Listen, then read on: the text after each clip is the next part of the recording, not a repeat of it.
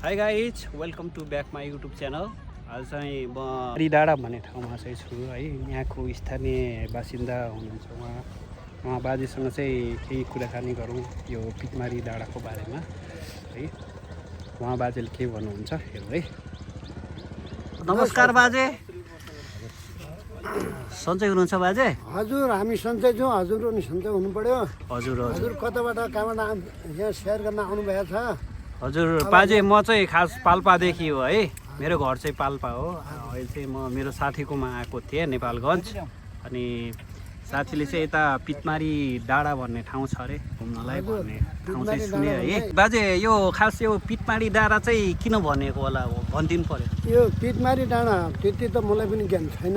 अब पहिलेबाट पिटमारी डाँडा भने, तर अहिले यो पिटमारी डाँडा भनेको त एकदम टिकटकको भाइरल भयो, संसारको मान्छे यहाँ आउने भयो।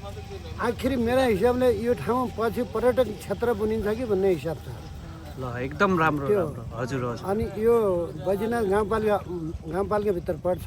हजुर, नगरपालिका अन्तर्गत हो। लुम्बिनी प्रदेश अन्तर्गतमा पर्दा त यो बाँके जिल्ला हो। बाँके जिल्लाभित्र पर्छ।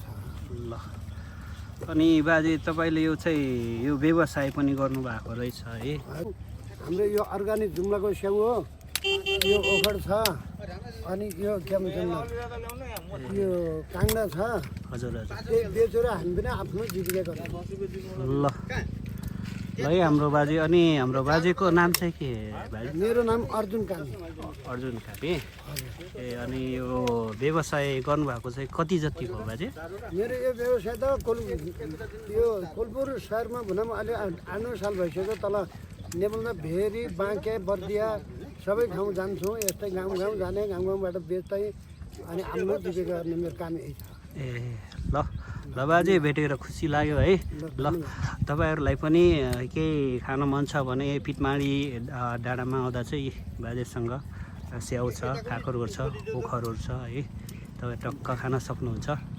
स्वागत छ। नमस्कार दाइ, सन्चै हुनुहुन्छ? एकदम ठिक छ। ल जुम्लाको ओखर हो है। यहाँ भाइर डाँडामा आएर यस्तो ओखर खानु अर्ग्यानिक। हजुर हजुर, एकदम है अर्ग्यानिकै पाइन्छ है। एकदम अर्ग्यानिक गरी। ल ल ल ल हाम्रो दाइले चाहिँ मलाई अर्ग्यानिक ओखर चाहिँ दिनुभएको छ। जुम्लाको उहाँलाई चाहिँ धन्यवाद है। हजुर ल। हेर्दा चाहिँ एकदम दामी नै छ है। त्यति डाँडा त होइन, तैपनि एकदम रमाइलो छ। भ्यूहरू चाहिँ दामी देखिन्छ होइन। वरपरको भ्यूहरू अनि यो साइडहरूको भ्यूहरू एकदम दामी छ। अनि यहाँ चाहिँ स्पेसल्ली साँझको बेलामा चाहिँ है अलिकति चाहिँ मान्छे भिडभाड हुने रहेछ होइन। अनि स्पेसल्ली यो ठाउँमा चाहिँ सुटिङहरू गर्नलाई अनि टिकटक भिडियो बनाउनको लागि चाहिँ आउने रहेछ है। तपाईँहरू पनि टिकटक भिडियो सुटिङ गर्न चाहनुहुन्छ भने यो पिटमारी डाँडामा चाहिँ आउनु होला। धन्यवाद।